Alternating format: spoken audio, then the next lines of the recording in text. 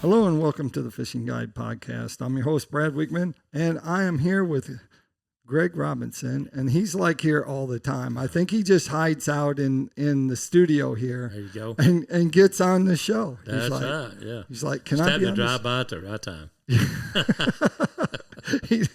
he does too. The good news is there's so many things that you do. I mean, you do marine electronic installs. You do like installs of other, products onto people's boats. Yes, and then you're a fishing guide and Yep. and you're a hunter and I don't know when you find time to do Jack of all trades that. and a master of a none. There you go. There you go.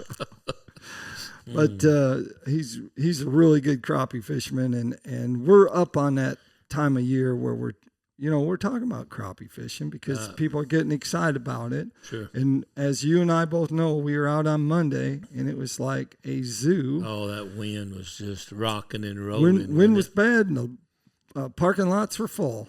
Yeah. I mean, and all the boats was in about 3 spots. And the wind was still bad there. It's funny because we went by and grandson was driving. I said, don't slow up, make a big wake on him. And then I was thinking as we slowed up and we stopped farther away from you, didn't wake you. We got farther away. I'm like, what am I worried about? There's like 2-foot waves coming over him right now. I don't know which one was the best. That's right. But Greg, tell us, we're on that period of time where we're going to talk about bobbers. I love it because look at the shirt that you wore kind of fills in with the topic we wanted to talk about, which was bobber fishing. Mm-hmm. And first, tell us about bobbers in general. Just give us a description. You got your different selection. Of course, thrill bobbers are mostly made out of balsa wood. Uh-huh. And they Dutch some of the newer ones that says premium wood. I'm not really sure the difference. And then you got your old plastic clip-on bobbers, of course, and most of your thrill bobbers people think of them for being a slip bobber, which they do make. They make the pencils and the ovals, and some will have a stem on the top and the bottom. The line goes through it, and you put a bobber stop on it to control that.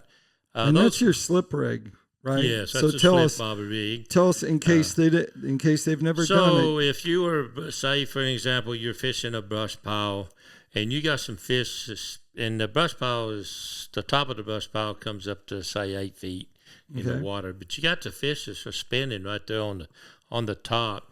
And this time of year, you have a tendency to either you're moving your bait too fast as you're coming through trying to cast. A jig. So you can put a slip bobber on there and pitch it out there and let it settle down, say 5 feet, even 6 feet, 7 feet, and just let that bait sit there. And with the action to our lures that we have in today's time, with just a little bit of breeze and that bobber movement, it can give that lure a lot of action to the point that they're not having to chase it. And they'll just come up and do that, and it's very effective this time of year, pumping into the spawn. Well, how big is a slip bobber usually? You can get different sizes. They got a 1/16 and an 1/8 and a 1/4, and the size of those will according to the size of weight that it will handle, and so the 1/4, of course, it's a bigger round, and it'll hold a heavier bait versus the 1/16 ounce. Are some of those bobbers weighted then to help you They cast? do have some that are weighted to help hold the bobber up in the upright position. I don't particularly like the weighted ones. I like just without a weight. In fact, I use a lot of times, I'll be in a situation where I'm jig fishing or vertical jigging, and I carry the little oval balsa. It's got a little spring in the bottom. It's got a little hook, and you just run your line in there, push the spring down over your line, and it'll hold it in place to a degree until you set the hook a time or two, and then you'll have to readjust it. But you don't have to put a slip knot or anything, and it'll kind of hang off to the side of your line. But when you put it out there, it's so light, it just lays a little bit, and you get on those light bites, it'll stand them bobbers up, and you'll know even sometimes before they jerk it under, that you've got them. So I like those. Some of the pencil ones made to stand up, and Yes, then when sir. the crappie bites, then it makes it go over. lay over. So there's two different bites you look exactly. Yeah. So if they're hitting it and coming up on the bobber, then it'll do that. It'll lay over, and you can set the hook. Otherwise, it'll be laying a little bit of a slope or something, and you'll just see it just barely deal, and then you can get it too. So those oval bobbers and some of those other bobbers are two colors. Is there a reason why they're two colors? Well, so you can see them. I mean, for it's not for the weight of the thing. No. All right. I think that's just because they're all pretty much three, or they're pretty much the same. Now going to the plastic clip-on bobbers, I've used those over the years as well, and I've got one that's just totally round, and then you have one that's tapered. Okay. And I if I'm going to use one, I prefer the tapered one because it has less resistance when it's pulling under the water. But in light conditions, if I was using that type of bobber before I started using thrill, I would a lot of times turn my bobber upside down. Right. Because otherwise you got the oval part kind of sitting down, so your bobber with a jig is sitting like this, and if they're just barely hitting it, you don't. They got to pull it enough on that big of a boat.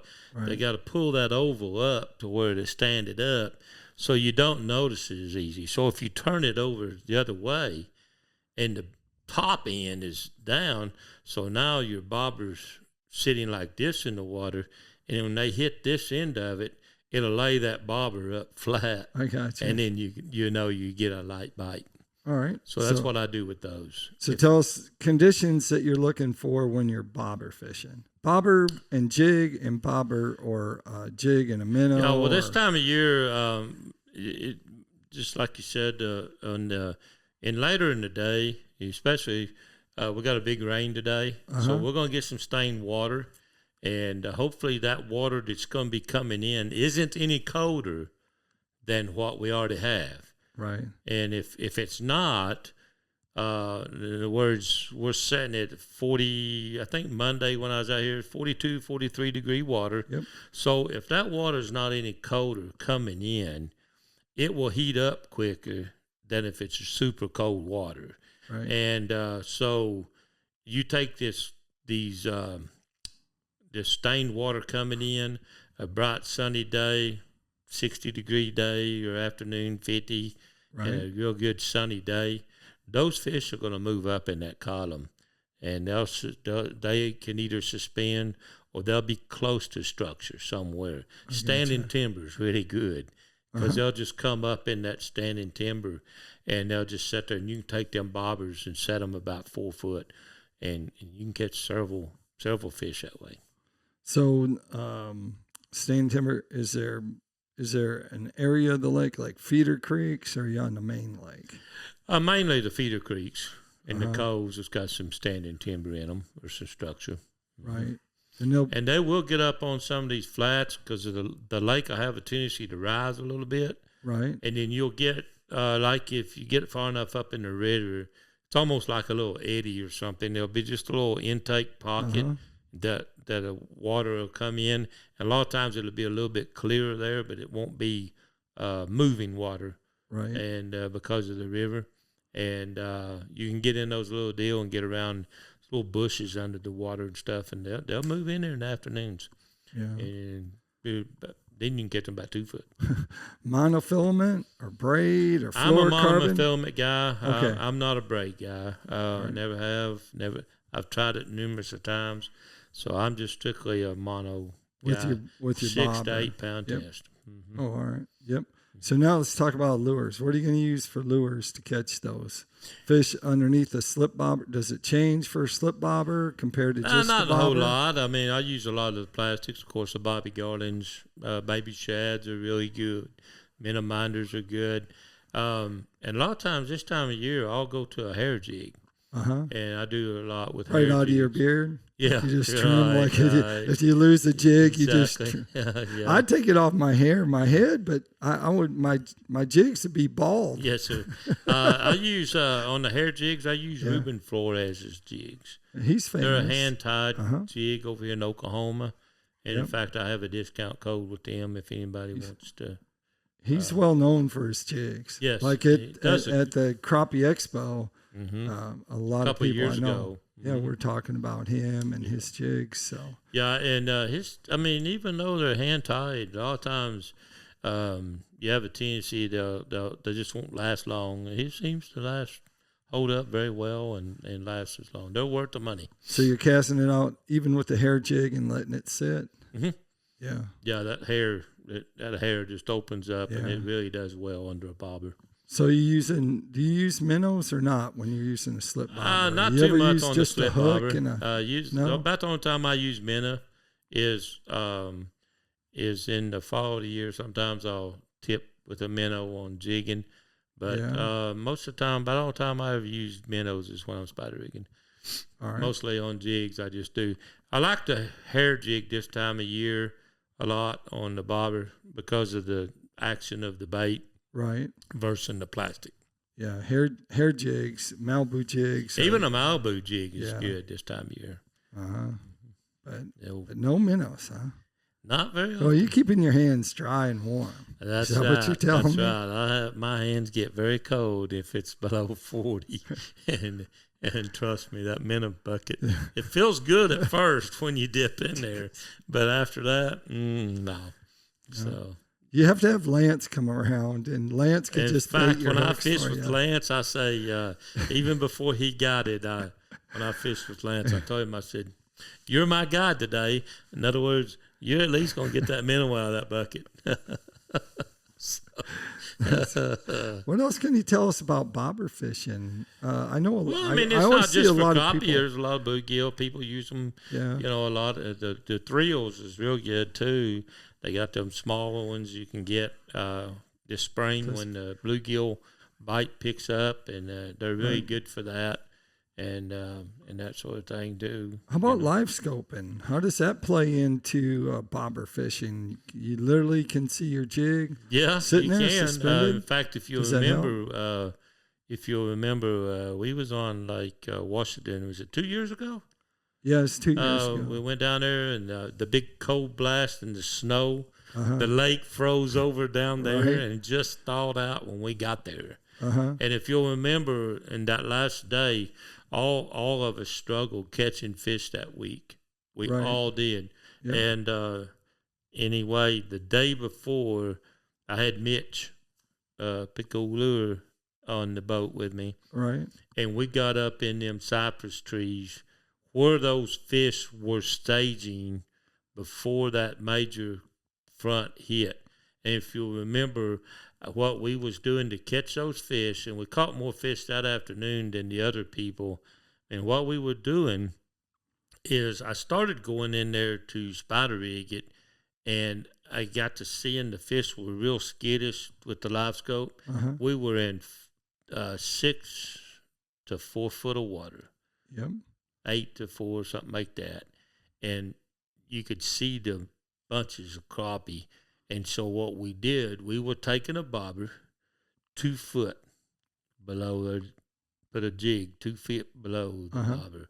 And we were taking our 16-foot B&M pose and just lobbing it out about 18, 20 feet in front of us. And I'd take the power, as soon as I seen the fish, because they was real skittish, I'd drop the power pose and hold the boat, and we'd flip out there, and we'd catch 2 to 3 out of the school until they'd move, and then we'd pick up and move again and do that. So the bobber was very effective at that time too. And if anyone's walking around with bobbers in their pockets, it's Mitch. Mitch always has bobbers in his pocket. That is true. So if you ever run out, he'll have a curl tail jig. Yeah. He seems like he always has a package of curl tail jigs with him. If you run out of bobbers on the lake, you just track them down, and he'll have some. He'll have extra for you, and there's no doubt about that. Exactly. But that's the good thing. I mean, but once this water temperature gets above that 45 and starts nearing into 50, the bobber fishing will pick up. Yeah, we're gonna be by this show's couple weeks. Really just a couple weeks. It's gonna happen. That's February. I mean, exactly. So that's by then. And I've always heard dirty water warms up quicker. It will, depending on how water. cold it was when it got in the start. Right. It was pretty warm. So, and I mean the thing about using a slip bobber and fishing is it doesn't have to be just right here in the Ozarks on these trees. You can be anywhere. You can go take that, and we were doing cypress Neils down on Lake Washington. That's what we were fishing. Yeah, right. Down in there. So, and I mean, there's you can, if you're where you could fish it, it needs to be fished slow. I mean, you can fish a slip bobber 20 foot deep. Yep. And go straight down on them. So there's the tip: fish slow. You bet. Slow. Yep. That's the trick. That takes us to Tackle Time. Tackle Time sponsored by PICO Lures. PICO Lures also has a complete line of terminal tackle by Vanguard. They have some floats and bobbers, so you have your option. You can, if Vanguard doesn't have them, then you can go to lurenet.com. That's right. Get them there. But he's got everything. I actually used the big 9-inch Big Daddy fillet knife on a 20-pound striper the other day. Oh, really? Super sharp German steel. Cut it through just like butter, buddy. There you go. And so we've cut that up. We're going to smoke one of the stripers, take all the red meat out so it's not real strong, and we're going to try that. So they have everything. They got tools, and they got, man, you name it, they got it. But you can check all those products out on PicoLures.com. And, of course, they also have hard and soft baits that you can go bass fishing. Walleye fishing is going to happen here real soon. Real quick. Yep. So you can check that out there at PicoLures.com. Greg, if they wanted to find out more about you, of course, we didn't touch on it much, but he doesn't do electronic installs here in Northwest Arkansas. You're also an authorized dealer for Trophygraph Systems. That's right. So and where would they get in contact with you? Through Facebook on Greg Robinson or gregsguideservice.com or 479-601-1683. There you go. There you have it. Like I always like to end the show, make sure you keep your hook sharp. And your baits in the water. Baits in the water. Whoa.